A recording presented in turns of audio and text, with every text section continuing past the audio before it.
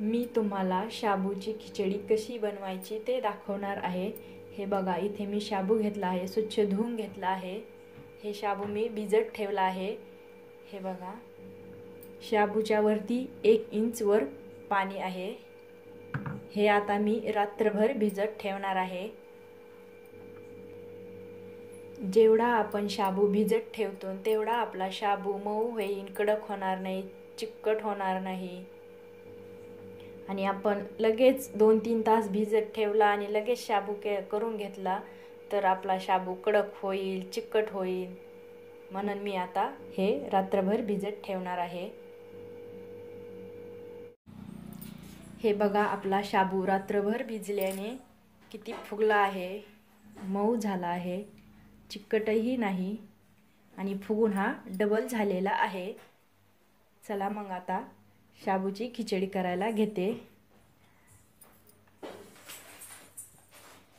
हे बघा, मी इथे 2 बटाट्याचा किस करून घेतलेला आहे।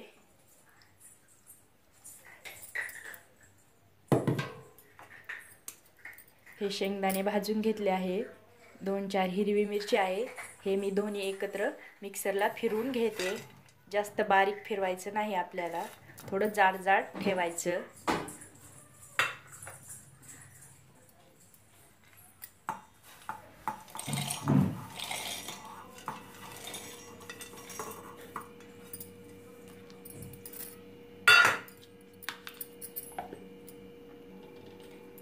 हे बघा, मी हे जाड ठेवलं आहे।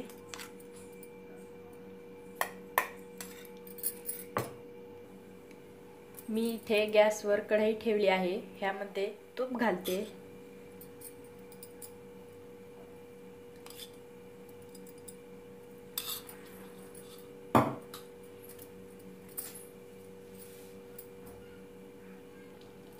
ह्यामध्ये शाबू घालते।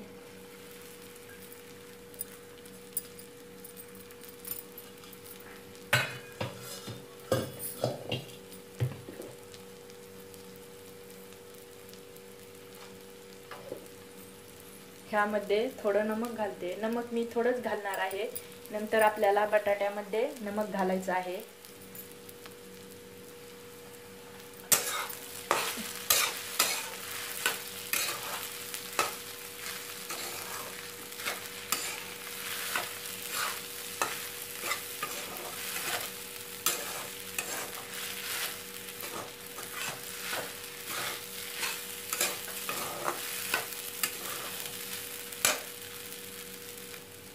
ह्यावरती झाकण ठेवते। गॅस थोडा कमीवर ठेवते।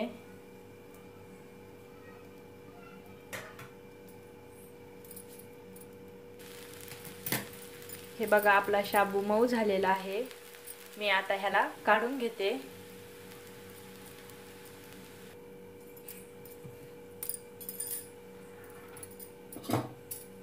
कढईमध्ये मी तूप घालते।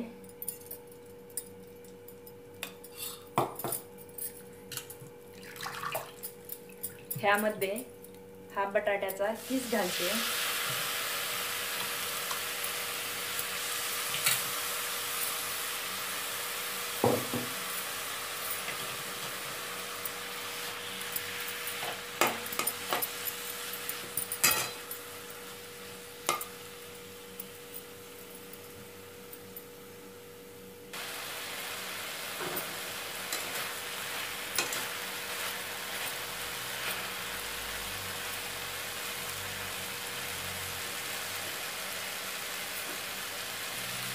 हे बघा, आपलं बटाटा इथे मऊ झालेला आहे। ह्यामध्ये मी हा शाबू घालते।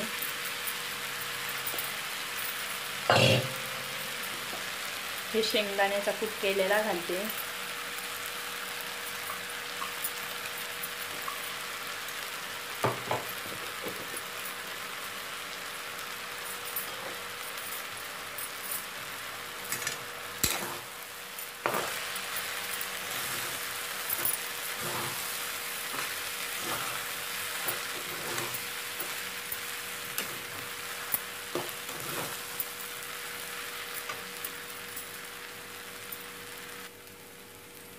ह्यामध्ये थोडं नमक घालते।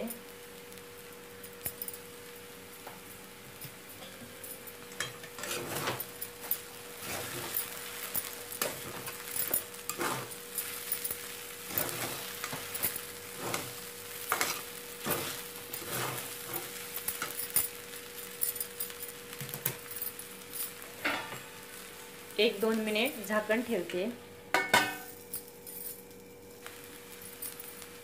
हे बघा आपला शाबू किती मोकळा मोकळा झालेला आहे, थोडा पण चिकट नाही।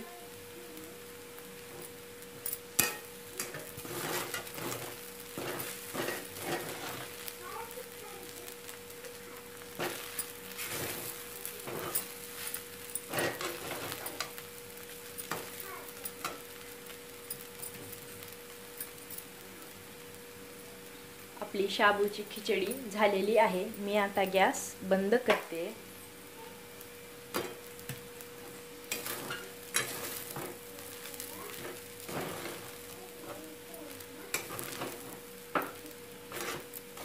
तुम्हाला ही खिचडी कशी वाटली ते मला कमेंटमध्ये नक्कीच सांगा।